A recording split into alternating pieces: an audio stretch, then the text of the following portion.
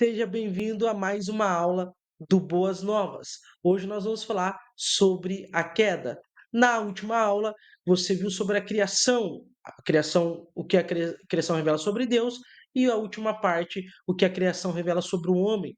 Então você viu que um Deus perfeito, amoroso, todo-poderoso, criou um mundo perfeito, um homem como coroa dessa criação, deu a ele a sua imagem e semelhança, dotando ele de liberdade, de vontade, não fez um robô, fez um homem livre. A bondade de Deus é expressa no fato de que Deus criou o homem livre para escolher o que ele quisesse, mesmo que a escolher a Deus fosse o melhor, nitidamente o melhor. Deus criou tudo para ele, caminhava com ele, criou tudo em forma perfeita para ele, mesmo que escolheu a Deus fosse a melhor escolha, fosse o que Deus queria, Deus não o prendeu, Deus o deixou decidir, Deus o dotou dessa livre escolha, dessa característica que só Deus tinha de poder ser livre para escolher, para fazer a sua vontade ou não. O homem, ele escolhe então cair, Deus cria ele de forma perfeita, sem conhecer o mal, sem conhecer a dor, sem saber o que é tristeza, sofrimento, solidão, mas o homem escolhe deliberadamente se opor a Deus e escolher o seu próprio caminho, pecando assim e se separando de Deus. Essa é a queda. Quando nós falamos sobre a doutrina da queda, quer dizer que o homem caminhando em perfeição e um mundo perfeito, e um ser colocado apenas um pouco abaixo de Deus e acima de toda a criação, ele escolhe usar a sua liberdade para se opor a Deus.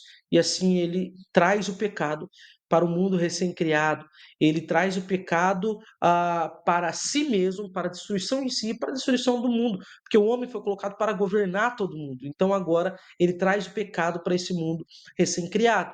Foi isto, porém, que descobri. Deus criou os seres humanos para serem justos, mas eles buscaram todo tipo de maldade. Então, Deus criou o ser humano para refletir a justiça, para refletir a imagem dele, mas o ser humano usou a sua liberdade, que também é uma característica de Deus, uma imagem e semelhança de Deus, ele usa essa liberdade para escolher o mal.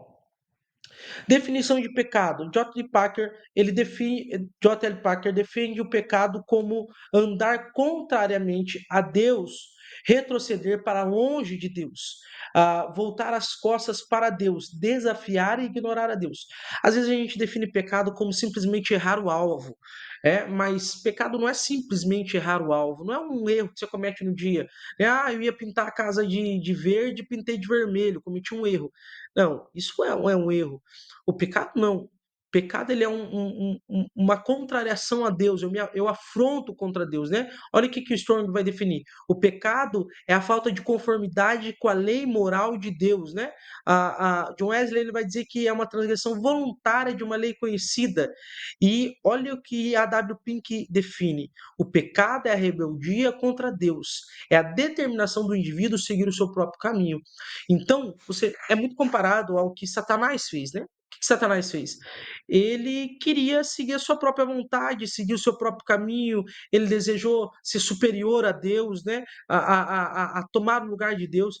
O que o homem fez no Jardim do Éden, ele se afrontou contra Deus, ele decidiu se opor a Deus. E a tentação dele ali com a serpente foi ser conhecedor do bem e do mal, ser conhecedor assim como Deus é. E é o argumento que a serpente usa. A serpente diz: olha, ele sabe. Deus sabe que o dia que você comer, você vai saber como Deus sabe das coisas.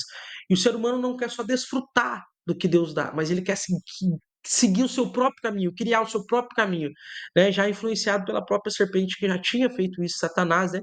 Que já tinha feito isso. O pecado é algo muito grave, é uma afronta, é uma oposição a Deus. O pecado faz separação entre nós e o nosso Deus. O pecado é mais do que um ato de maldade, é um estado de separação. Quando eu peco, eu não simplesmente estou cometendo um erro. Eu estou me opondo a Deus. Eu estou dizendo a sua vontade não é boa para mim. Eu quero fazer a minha vontade. Seu caminho não é o caminho que eu quero seguir. Eu quero seguir o meu caminho. O pecado, de fato, é uma ofensa contra Deus. No pecado, nos tornamos seus inimigos, opostos à sua santidade. Né? Então, o pecado ele se opõe à santidade de Deus. Lembrando que Deus é um Deus santo, ele não pode conviver com o pecado. Lembra que Deus ele é santo em sua essência. Lembra da primeira aula? Deus é santo em sua essência. Ele não pode deixar de ser santo, ele não se mistura com o pecado, assim como a água não pode conviver com o fogo, assim como se nós encostarmos no fogo, nós somos queimados, assim a santidade de Deus, ela dissipa todo o pecado, ela destrói a santidade de Deus, ela é gloriosa, o pecado diante dela é dissipado, é destruído. Então, não há como alguém em pecado conviver na presença de Deus. Por isso, o homem, então, ele é separado de Deus agora por causa do seu pecado. Ele é expulso do Éden. Ele é separado da presença do Senhor, porque ele não pode mais conviver com um Deus santo. O pecado original. O que é o pecado original? Natureza adâmica ou natureza pecaminosa, natureza que herdamos de Adão. O que é o pecado original? É o pecado que é de verdade, né? Os outros são cópias? Não. O pecado original é o primeiro pecado, original no sentido de origem. É o pecado da onde todo pecado, todo mundo agora vai nascer nesse pecado. Teve um pecado primário, um pecado lá que Adão cometeu. E quando Adão pecou, o pecado entrou no mundo. E com ele a morte, que se estendeu a todos, porque todos pecaram. Presta atenção. Adão pecou. Esse pecado deu origem a todo o pecado que invadiu o mundo agora. Então, o pecado entrou no mundo a partir desse primeiro pecado, pecado adâmico. Então, a partir de Adão, nós herdamos, nós já nascemos em um mundo pecaminoso. Adão não vivia um mundo pecaminoso, ele trouxe o pecado. E nós não, nós já nascemos inclinados ao pecado, nós já nascemos, a criança já não divide o brinquedo, ela já fofoca, ela já mente, ela ainda não tem a consciência disso e por isso não lhe é atribuído o pecado. Porém, desde pequeno nós já temos uma raiz pecaminosa, uma tendência ao pecado, né? É o pecado original lá de Adão que fez com que nós já nascêssemos com essa origem pecaminosa, com essa natureza pecaminosa. Agora, além de ter essa inclinação e essa natureza pecaminosa, nós também decidimos pecar. Porque o Romanos 3:23 vai dizer que todos pecaram e destituídos estão da glória de Deus. Então, quando Adão pecou, o pecado entrou no mundo. Amém? Com ele a morte, porque o salário do pecado é a morte. Romanos capítulo 6:23. Então, o salário do pecado é a morte. Por quê? Porque quando o pecado vem sobre mim, eu sou separado do Deus que é a vida, eu sou condenado, eu não tenho mais como viver no céu, eu não tenho mais como viver com Deus. Porque eu vou morrer espiritualmente, eu vou morrer, então não tem mais jeito de eu estar na presença de Deus.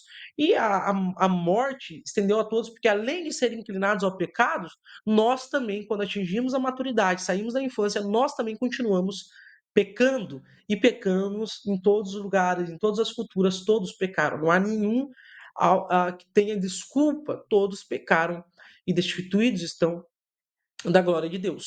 Adão é o pai da raça humana. A queda foi uma transgressão voluntária, ninguém forçou Adão. A serpente sugeriu a Eva, Eva sugeriu a Adão, mas ninguém forçou ninguém a pecar. A queda foi uma transgressão voluntária. Adão é o chefe representativo de todos os seus descendentes. Então, Adão ele transmite esse pecado a toda a humanidade e toda a humanidade agora vai ser corrompida e inclinada a esse pecado. Você tem aqui os textos de referência, né? Você pode ir conferindo, pausando aí a aula, conferindo os textos para você ir marcando na sua Bíblia, conseguindo pensar os textos que são citados. É muito importante que você confira os textos e descubra por si mesmo como está nas Escrituras. Né? Então, agora, todos nós nascemos inclinados ao pecado, todos nós nascemos com a natureza pecadora e diabólica. Por esta razão, somos filhos da ira, sujeitos à morte eterna. Nós estamos condenados à morte, porque a Bíblia diz que o salário do pecado é a morte. Deus disse para Adão que o dia que ele pecar, ele morreria. E essa morte é tanto uma morte física que agora vai começar a operar no corpo de Adão, como uma morte espiritual que acontece imediatamente. Ele morre espiritualmente a partir daquele momento. Ele vive naquele pecado, seus descendentes vivem naquele pecado e agora essa morte se espalhou por toda a humanidade. Nós nos tornamos então filhos da ira, inimigos de Deus. Por que a Bíblia chama-nos de filhos da ira? Porque a ira de Deus, do Deus Santo, ele se ira contra o pecado, ele destrói o pecado. E quando nós então pecamos, nós nos tornamos inimigos, alvos da ira de Deus. Né? Então, estávamos condenados por conta desse pecado que entrou e que nós também o fizemos, né? A tentação de Adão. Deus advertiu Adão que a consequência de sua desobediência seria a morte. Isso estava claro. Deus já tinha falado para Adão que seria isso. E Adão pecou sabendo que a morte viria sobre nós. Ele sabia que esse pecado traria morte sobre todo mundo, porque lembra-se, um Deus santo não se mistura com o pecado. Se um Deus santo não se mistura com o pecado, logo, assim que o homem pecar, ele tem que ser expulso da presença de Deus. Ele não pode mais conviver com Deus, porque um Deus santo não se corrompe com o pecado. Então, o pecado não pode entrar no céu. Então, o salário do pecado é a morte. A não ser que seja pago essa dívida, nós não temos como entrar no céu. Nós precisamos pagar essa dívida, que é a morte eterna. Mas como pagar essa dívida? Se pagarmos essa dívida, vamos morrer eternamente, não tem o que fazer. Então nós estamos condenados, né, através ali do pecado de Adão e do pecado que nós mesmos cometemos depois. A tentação veio de Satanás, porque Deus não tenta ninguém. A tentação ela veio de Satanás. Quais foram os instrumentos da tentação, os instrumentos de Satanás na queda do homem? Primeiro, Satanás lança dúvida. Você olha lá no Gênesis, você percebe que Satanás fala: será que foi assim que Deus falou? Eu acho que não foi muito bem assim que Deus falou, não. A serpente pergunta a Eva, mas o que Deus falou? Não, não é isso que Deus quis dizer. Primeira coisa é que ela lança dúvida sobre a palavra de Deus. Depois lança descrença. Não, Deus disse isso porque ele sabe. Então, ela coloca dúvida sobre a palavra de Deus no coração de Eva. Depois leva a Eva à descrença do que Deus disse. Depois faz Eva desejar, porque fala que vai ser bom para entender entre o bem e o mal. E aí, então, o orgulho toma o coração de Eva, toma o coração de Adão, eles se orgulham e se rebelam contra Deus. Então eles olharam para aquele fruto que eles não estavam prestando atenção, mas a serpente fala com eles, então agora eles olham para aquele fruto, eles desejam aquele fruto, eles pegam aquele fruto e eles comem aquele fruto. O pecado em Adão e Eva não foi uma simples queda, não foi uma simples falha, foi uma entrega. Eles se entregaram, foi uma afronta, foi uma decisão de se opor a Deus. Por isso, nós não podemos entender que o pecado de Adão e Eva foi um simples erro, foi uma decisão deliberada de se opor a Deus. Consequência, eles foram separados do Deus Santo, porque um Deus Santo não convive com o pecado, como nós já vimos. Morte física e eterna. Física começa a acontecer porque a partir daquele momento o corpo dele já não é mais perfeito como era no Éden. Então ele vai começar a sentir dor, tristeza, angústia. Ele vai começar a sentir tudo que nós sentimos hoje, porque o nosso corpo já está refém do pecado. Ah, ele também vai experimentar a morte eterna, que é o afastamento de Deus. Todos nós experimentamos até o momento em que nós conhecemos a vida através de Cristo, que nós vamos falar lá na frente. Mas todos nós estávamos mortos em nossos delitos e pecados, Efésios vai dizer. Nós somos mortos eternamente por conta do pecado. Né? Então o homem vai enfrentar o cansaço, o sofrimento, a escravidão ao pecado, uma dívida impossível de pagar, porque agora, qual é a dívida? A única forma de entrar no céu é arrancar esse pecado. Mas como paga-se a dívida do pecado? Com a morte. Mas se o homem morrer eternamente, ele está morto eternamente. Não tem como entrar na vida se ele está morto eternamente. Então é uma dívida impossível do homem pagar. Ou seja, o homem está condenado. Esse pecado faz separação, não tem como tirar ele, não tem como arrancar ele, não tem como eu tirar o pecado de mim.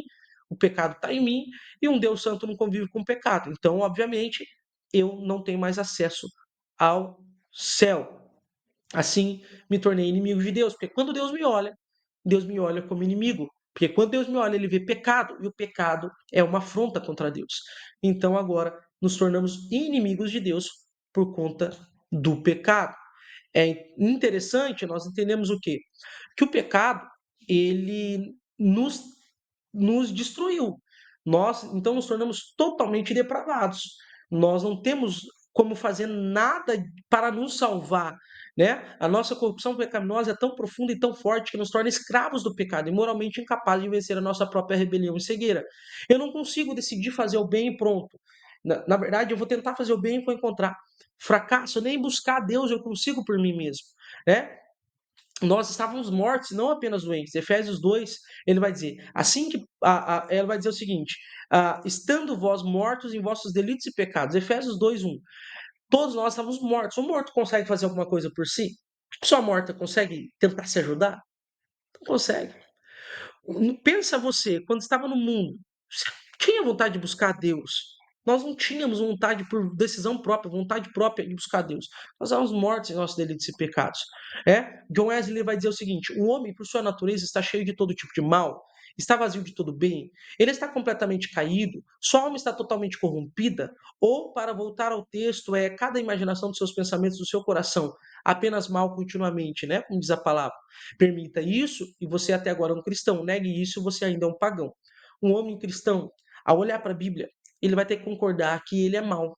E todo o seu coração é mau, seus desejos são maus, tudo na sua vida é alimentado pelo orgulho, pelo ego, pelo pecado. Então nós somos totalmente maus. Vocês estavam mortos em suas transgressões e pecados, nos quais costumavam viver quando seguiam o presente ordem deste mundo e o príncipe do poder do ar, o espírito que agora está atuando nos que vivem na desobediência. Anteriormente, todos nós também vivíamos entre eles, satisfazendo as vontades da nossa carne segundo os desejos e pensamentos. Como os outros, éramos por natureza merecedores da ira. Então, está dizendo de alguém que ainda não entregou Jesus e como éramos antes, totalmente mortos em nossos delitos e pecados. Nos tornamos escravos do pecado. O pecado ele tem um poder sobre nós, por mais que eu tente resistir ele me domina quando eu vivo no pecado. Então nós nascemos com a natureza pecaminosa e pecamos continuamente. Por isso nos tornamos inimigos, somos objetos da ira de Deus. O pecado, então, ele é algo geral, não há ninguém que não tenha pecado. Romanos 3:23 é o texto mais clássico que vai dizer: todos pecaram. Ponto. Todos pecaram, destituídos estão da glória de Deus. Não há nenhum justo sequer. Isaías vai dizer que a nossa justiça é como trapos de imundícia, né? Então não há mais forma de ser salvo, porque estamos totalmente mortos no nosso pecado, nem buscar a Deus nós conseguimos. Então nós vamos, é claro, nós vamos entender depois o que é graça preveniente. Você precisa assistir as próximas aulas, porque em algum momento Deus coloca algo em nós para que nós consigamos olhar para ele de alguma forma, porque o pecado nos cegou. Ele precisa de alguma forma nos capacitar para olhar para ele agora, Então, mas o que nós vamos entender até aqui é que nós estávamos mortos em nossos delitos e pecados, sem conseguir fazer nada por nós. Agora, de forma prática, para encerrar essa aula, quais são as atitudes erradas diante do pecado? Primeiro, minimizar o pecado. É uma atitude errada diante do pecado. Mas é só um pecadinho. Todo pecado é uma afronta contra Deus. Todo pecado é uma oposição a Deus. A segunda atitude errada, justificar o pecado a partir do comparativo ao pecado do outro. Ah, mas eu pequei porque o outro fez isso, Meu irmão, o que Deus tem a ver com isso? Você vai lidar com um casamento, tem casais que falam, mas pastor, eu pequei, eu fiz isso porque ele fez isso, eu fiz isso porque ela fez aquilo. Meu irmão, o que Deus, o Deus Santo, tem a ver com ele ou com ela? Mesmo que alguém faça algo, o pecado não é uma afronta só contra essa pessoa, uma afronta contra Deus. Então não vale a pena pecar contra Deus. Racionalizar o pecado para dar bons motivos. Ah, eu pequei porque foi necessário. Pecado nunca é necessário. É melhor se lidar com a afronta do que lidar com o pecado. Porque o pecado nós estamos ferindo o coração do nosso Deus, entristecendo o Espírito Santo, a qual fomos selados para o dia da promessa.